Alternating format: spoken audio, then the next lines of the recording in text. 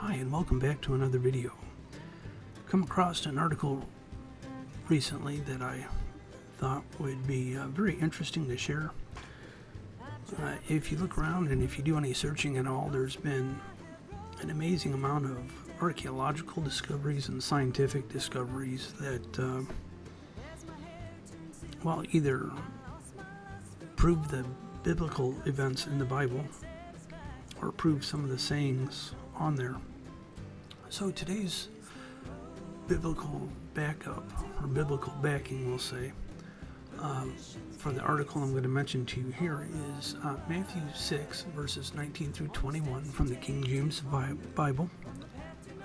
It is written, "Lay not up for yourselves treasures upon earth, where moth and rust doth corrupt, and where thieves break through and steal.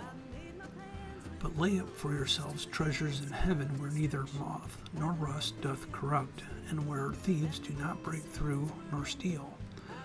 For where your treasure is, there will your heart also, or be also." All right, cool. So, the article that I have for you comes from, it's an MSN article. I'll link it in the description below for you to read. I'm not going to read you the entire article here, but the title of the article is this: "In 2019, we discover a fungus capable of metabolizing gold. Some already want to make them the key to space mining." This article was written by Arizki Amiri. Sorry about butchering that name, Bubba.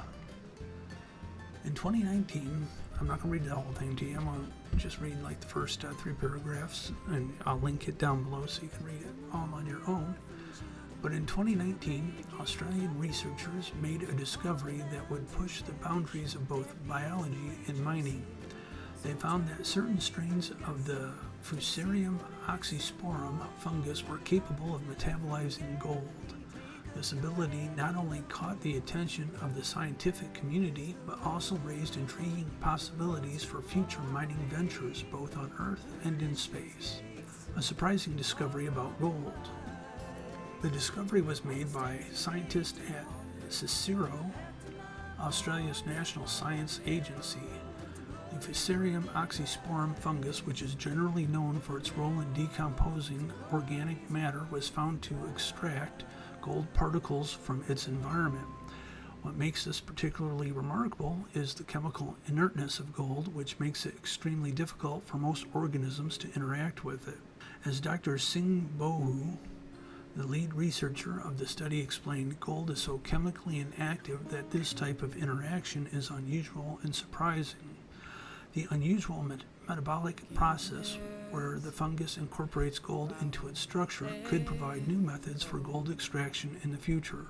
Well, I guess it could be surprising to some, but it really shouldn't be surprising to anybody who believes in Jesus and believes in the Bible, because His Word literally says not to store up your treasure here on earth where moth and rust doth corrupt, but to lay it up in heaven.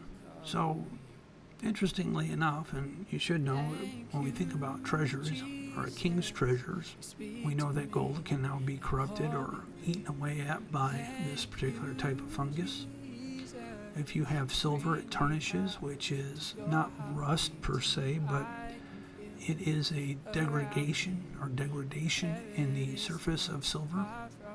It can be quite damaging. It takes a long time, but it happens nonetheless. And moth, when we think about moths, they can eat clothes, stuff like that, paper. There's money is made out of a type of paper, a linen mix anyway, here in the U.S. I don't know what it is across the world. Specifically, their larvae would be the ones to be eating it, but nevertheless, once again, what's written in the Bible is proven to be true in science, nearly 2,000 years or more after it was spoken. So, if you're kind of on the fence, you might want to think about this passage from the Bible in this particular article, and then for your own education, start looking around and seeing what kind of archaeological finds that have been made that prove the different events that have happened in the Bible. And if you're unsure about it still and all that, I encourage you just to ask God to start talking to you and go from there. I think you'll be quite surprised and pleasantly surprised at that. So, just a quick video. God bless you all. Thank you for tuning in. Comment, like, subscribe, all that jazz. If you liked the video and you'd like to support this ministry, don't buy me a coffee. Don't send me any PayPal. Don't donate to whatever else the other paywall preachers do around here. Just pass along the video to people that might find it interesting. Go down to your local school and pay for some kid who owes your local government, the local school board, money for his lunch or her lunch, whatever. It's hard to believe still to this day that kids in America owe the schools money for lunch if they ain't got the money for it to begin with. You know what I mean? Or maybe save up some cash and pay somebody's rent that needs it. Buy some tires for somebody. Do whatever you do. But when you do it, don't tell nobody about it. Just do it for the glory of God and let it go. God bless you and amen.